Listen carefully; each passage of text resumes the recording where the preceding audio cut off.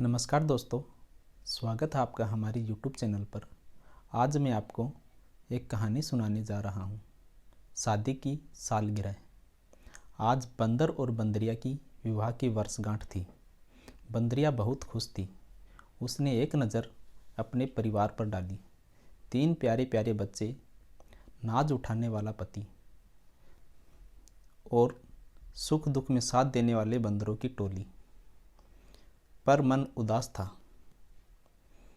बंदरिया सोचने लगी, काश मैं भी मनुष्य होती तो कितना अच्छा होता। आज केक काटकर शादी की सालगिरह मनाती और दोस्तों के साथ पार्टी करती। हाय कितना अच्छा होता। तभी बंदर की नज़र बंदरिया पे पड़ी और उसके दिमाग में आया कि बंदरिया के दिमाग में कुछ ख्याल चल रहा है। तो उसने टोकते हुए बोला, अजी सुनती हो, ये दिन में सपने देखना बंद करो और एक नज़र अपने बच्चों पर डालो। कहाँ भटक रहे हैं। मैं जा रहा हूँ बस्ती में, कुछ खाने का सामान लेकर आऊँगा तेरे लिए। आज कुछ अच्छा खिलाने का मन कर रहा है।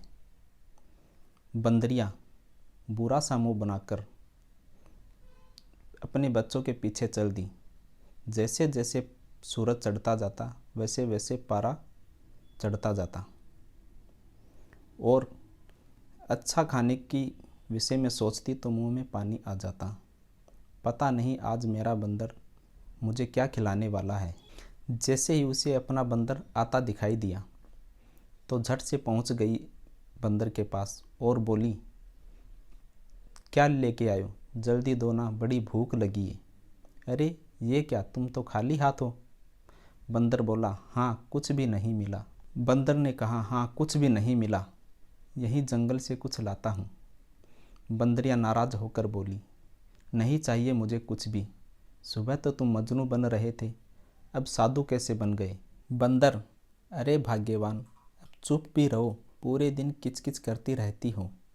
बंदरिया, हाँ हाँ क्यों नहीं, मैं ही ज़्यादा बोलती हूँ, पूरे दिन तुम्हारे परिवार की देखरेख करती हूँ। कभी बच्चों के पीछे दौड़ती रहती हूँ, कभी इसने इसकी टांग खींची, कभी इसने उसके कान खींचे, आप तो मुझे ही बोलो। अरे अब चुप भी करो, तभी तो मैं कुछ बोलूँगा। गया था मैं तेरे लिए पकवान लाने के लिए शर्मा जी की छत पर। खिड़की से एक पराठा झटक भी लिया था, तभी शर्मा जी की बड़ी बहू की आवाज़ सुनाई दी, अरे अम्मा जी, ये और बच्चे नाश्ता कर लिया और मैंने भी खा लिया। एक पराठा रखा था आपके लिए, वो बंदर खिड़की से ले गया।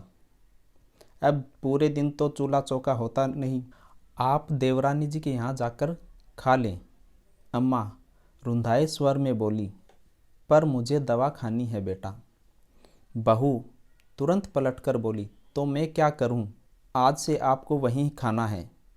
यहाँ खाते हुए आपको 1 महीना हो गया। बात तो यही हुई थी कि 1 महीना आप मेरे यहाँ खाएंगी और 1 महीने वहाँ खाएंगी। आपकी छोटी बहू तो बड़ी होशियार है, वो खुद तो आपको बुलाने आएंगी नहीं, लेकिन आपको शायद याद होगा, तय तो यही हुआ था। अम्मा जी की आंखों में आंसू थे, वह बोल नहीं पा रही थी। तभी बड़ी बहू बोली, चलो अभी नहीं जाना चाहती तो कोई बात नहीं, मैं 2 घंटे बाद दोपहर का भोजन बनाऊंगी, तब आप खा लेना। बंदर ने बंदरिया से कहा, यह सब मुझसे देखा नहीं गया और मैंने वह पराठा अम्मा जी के सामने डाल दिया। बंदरिया की आंखों से आंसू बहने लगे और उसे अपने बंदर पर बहुत गर्व हो रहा था।